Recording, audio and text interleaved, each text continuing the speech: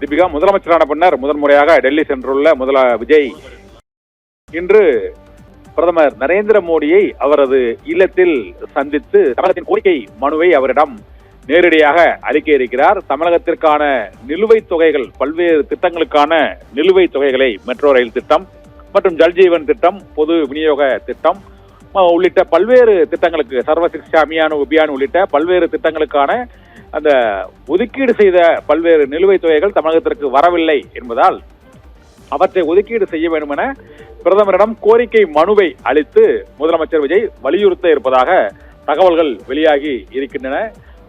தமிழ்நாடு நலன் சார்ந்த பல்வேறு கோரிக்கைகளுக்கு ஏற்கனவே கடந்த ஆட்சியின் போது, திமுக ஆட்சியின் போது பல்வேறு திட்டங்களுக்கு நிதி ஒதுக்கீடு மத்திய அரசு செய்யவில்லை என்ற குற்றச்சாட்டு இருந்த சூழ்நிலையில் இப்போதைய புதிய நிதிநிலை அறிக்கையை தமிழக அரசு தாக்கல் செய்ய உள்ள சூழ்நிலையில் தமிழகத்தின் வளர்ச்சி திட்டங்களுக்கான நிதியையும் மற்றும் ஏற்கனவே தமிழகத்தில் அமலில் உள்ள பல்வேறு திட்டங்களுக்கான கூடுதல் நிதி உதவி கோரியும் மெட்ரோ ரயில் திட்டத்திற்கு ஒரு 9,500 கோடி ரூபாயும், ஜல்ஜீவன் திட்டத்திற்கு 3,112 கோடி ரூபாயும், பொது விநியோக திட்டத்திற்கு 2,670 கோடி ரூபாய் என நிலுவைத் தொகை மத்திய அரசிடமிருந்து வர வேண்டி இருக்கிறது. அந்த தொகைகளை உடனடியாக விடுவிக்க வேண்டும் என வலியுறுத்தி பிரதமர் நரேந்திர மோடியை சந்தித்து வலியுறுத்தி இருக்கிறார். அவர் தமிழகத்திலிருந்து செல்லும் போதே தமிழகத்திற்கான திட்டங்களுக்கு தேவைப்படும் நிதி மற்றும் பல்வேறு திட்டப்பணிகள், மத்திய மாநில அரசுகளின் ஒத்துழைப்போடு செயல்படுத்தப்பட்டு வரும் மெட்ரோ ரயில் திட்டம் உள்ளிட்ட பல்வேறு ஜல்ஜீவன் திட்டம் உள்ளிட்ட பல்வேறு திட்டங்களுக்கான கூடுதல் நிதி ஒதுக்கீட்டை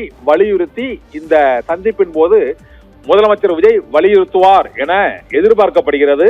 பிரதமர் நரேந்திர மோடியை முதலமைச்சர் விஜய் சந்திப்பது மிகுந்த அரசியல் ரீதியான முக்கியத்துவம் வாய்ந்ததாகவும் கருதப்படுகிறது. ஏனென்றால் தமிழகத்தில் திராவிட கட்சிகளின் ஆட்சியை வீழ்த்தி திமுக, அதிமுக ஆகிய 2 கட்சிகளையும் பின்னுக்கு தள்ளி ஒரு புதிய அரசியல் சக்தியாக தமிழகத்தில் உருவெடுத்துள்ள தமிழக வெற்றி கழகத்தின் தலைவரும் முதலமைச்சருமான விஜய் பிரதமர் நரேந்திர மோடியை சந்தித்து தமிழகத்திற்காக என்னென்ன கோரிக்கைகளை நிறைவேற்றுவதற்கு நிதியை பெற்று வரப்போகிறார், புதிய திட்டங்கள் என்ன திட்டங்களை நிறைவேற்றப் போகிறார், தமிழகத்தின் நிதிநிலை அறிக்கையில் அடுத்த மாதம் தாக்கல் செய்யப்பட உள்ள சூழ்நிலையில் பிரதமருடான சந்திப்பு மிகுந்த முக்கியத்துவம் வாய்ந்தது. வழக்கமாக ஒவ்வொரு மாநில சட்டமன்ற தேர்தலும் நிறைவடைந்த பின்னர் புதிதாக பொறுப்பேற்கும் முதலமைச்சர்கள் மரபு ரீதியாக அந்தந்த மாநில முதல்வர்கள் பிரதமர் நரேந்திர மோடியை மரியாதை நிமித்தமாக சந்திப்பது வழக்கம்.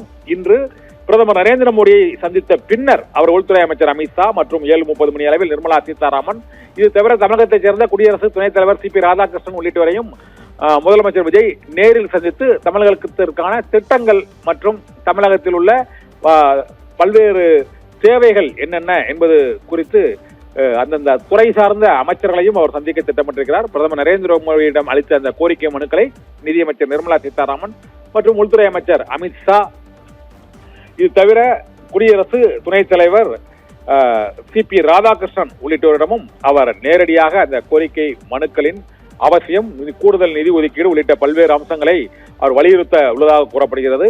இதன் பின்னர் மத்திய அரசு, புதிய அரசான தமிழக வெற்றி கழக அரசுக்கு எவ்வளவு நிதியை எந்தெந்த துறைகளில் எவ்வாறு ஒதுக்கப்பட போகிறது என்பது மிகுந்த கவனத்துக்குரியதாக இருக்கிறது. ஏனென்றால் கடந்த ஆட்சியில் மத்திய அரசு போதிய நிதியை ஒதுக்கீடு செய்யவில்லை என்ற குற்றச்சாட்டு தொடர்ந்து வைக்கப்பட்டு வந்தது. அதுவே தேர்தல் பிரச்சாரத்திலும் முக்கியத்துவம் வகித்த சூழ்நிலையில் இப்போது எங்களது அரசியல் எதிரி திமுக, கொள்கை எதிரி பாஜக என்று தேர்தல் பிரச்சாரம் செய்து ஆட்சியை பிடித்துள்ள முதலமைச்சர் விஜய் இப்போது கொள்கை எதிரியான பாரதிய ஜனதா கட்சியின் தலைவரும் நாட்டின் பிரதமருமான பிரதமர் நரேந்திர மோடியை அவர் நேரடியாக சந்தித்து தமிழகத்திற்கான வளர்ச்சி திட்டங்களுக்கான நிதியை எவ்வாறு பெறப்போகிறார், அந்த உரிமைகளை, மாநில உரிமைகளை மீட்டெடுக்கும் பணியில் அவர் எவ்வாறு செயல்பட போகிறார் என்பது மிகுந்த கவனத்துக்குள்ளாகி இருக்கிறது. அந்த பணியை இன்று பிரதமர் நரேந்திர மோடி சந்திப்பின் மூலமாக முதலமைச்சர் விஜய் தொடங்கி இருக்கிறார். தமிழ்நாடு நலன் சார்ந்த கோரிக்கைகள் அடங்கிய